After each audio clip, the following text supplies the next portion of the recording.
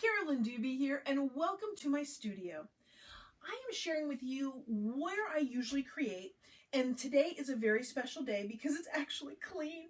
I had to purge a whole bunch of stuff because it's springtime, spring cleaning, and in the process, what I now have is a little more space. So it is clean right now. Probably won't be this clean again for another 6 to 8 months, so I decided this is the time to show you what it looks like. Well, over here is one of my favorite things about my studio, and that's I am blessed to have a sink. Now, I work really hard to keep this sink super clean. As you can tell, absolutely pristine in there. Maybe not. And you can even see the brushes that I forgot about that I've left in there that still need to be cleaned. I'll get to those at some point. I also have a lot of technological advances here in my studio. Only the finest, most current technology is used. Things like my Xyron 850 that's almost as old as my oldest kid. You know what? It still works great, so I'm going to keep right on using it. Now, many of the things in here were custom created for my studio because only the finest to meet my needs and demands for storing my art supplies. Let's take a look over here. Well, like I said, only the finest and custom-made supplies to store my goodies, to store this yarn, which, by the way, I don't knit. I don't really do a whole lot with yarn, but I cannot resist it. I love how it feels. I love looking at it. So I keep acquiring it.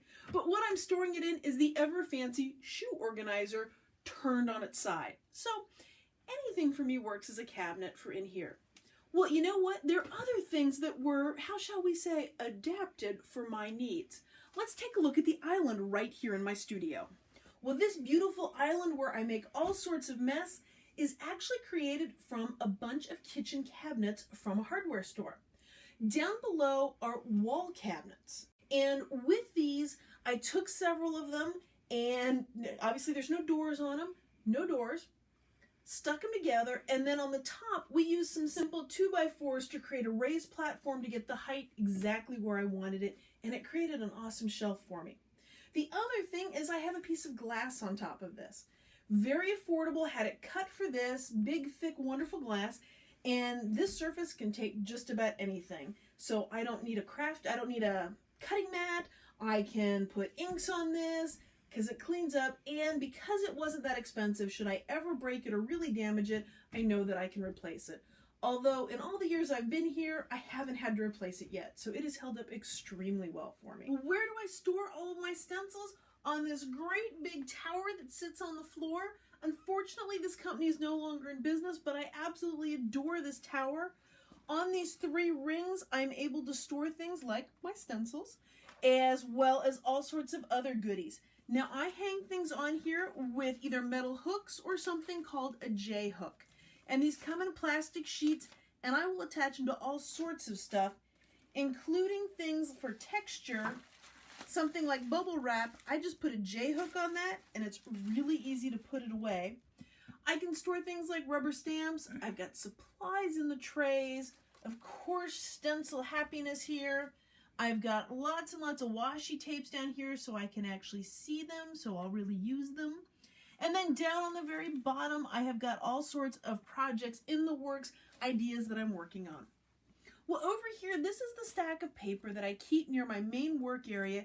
These are pieces of paper that I've started on, I've cleaned off paintbrushes on, just places where I keep the scraps that I like and things that I can pull from when I'm creating. So all of these little drawers were a treat to myself because it was the maximum amount of storage for the space that I had. Now, I got hooked on these drawers when I was rubber stamper, and now in there are rubber stamps in some, and there are supplies in others. But because they're such shallow little drawers, I can get a whole lot of stuff on them, and then I just label them so that I have a shot at finding what's in them again. People ask me, how many journals do you work in? Well, I work in a whole lot of them. These are actually all journals that I'm currently working in, and those are just some of them. I don't actually pay attention to doing the pages in order. I know you're shocked. I don't worry about what's supposed to be here or there. I grab them and go. And part of the reason why I have so many journals is I've never had the patience to wait for things to dry. So if I'm doing something that requires drying, I just grab another journal and work on that while it dries. There is one journal up there that is different from the others, and it is an oddball. Which one is not like the others? it is this one with this very crooked binding. That is the one journal that I have up here that I work in fairly regularly that I actually bound myself. I done that a couple times, but for the most part, I will purchase a journal before I will take the time to make a blank journal to work in. Well, one of the things about cleaning that I found whenever I clean out my studio is I always want to leave some empty space. If I actually have everything filled again, the minute more things come into my studio, which I've learned by now, more stuff is going to be coming, I don't have any place to put it. So I try and leave some open spots. So that's why you'll see that these guys are actually open at the moment. I give it about a month, month and a half, and those things will be loaded up with something. I've got all my supplies that I frequently use up here. Anything that's up where my hands can easily get to them and my eyes can see them, those are things that I consider to be in the top, the prime real estate of my art studio. So those are things that I grab for all the time. There are also small supplies that if they were in cabinets, I would have to reach behind things. I found if I have to reach behind something, I am absolutely not going to use it. So the more I can keep things out in my sight, the more likely I am to use them. And that's why I like to keep as many supplies as I can right where I can see them. Well, this is the main area where I like to create. And over here I have some paper I call under paper, blotter paper, that's going to catch all my paint extras, spills, because there are one or two of those. And in the end I end up creating interesting papers too. But when I'm working here and I'm using things like spray ink, there is a splash zone. And if you take a look down on the floor, you can easily see where the splash zone is. That even includes the green paint right on my shoe. Everything here gets paint on it, and I've come to accept that. Well, a great big thanks to my daughter Emma, who's been the videographer for this studio tour so that you can see where it is that I create. Now, granted, it is clean and tidy right now, but won't be for long because I'm going to be creating and making more videos and projects to share with you. I'll be sharing them here on my YouTube channel, and I'd love it if you subscribed. And I'll also be sharing my adventures over on my blog at acolorfuljourney.com. And while you're over there, check out the newsletter, because with that you get a free downloadable video and PDF about 3 ways to thwart the inner critic.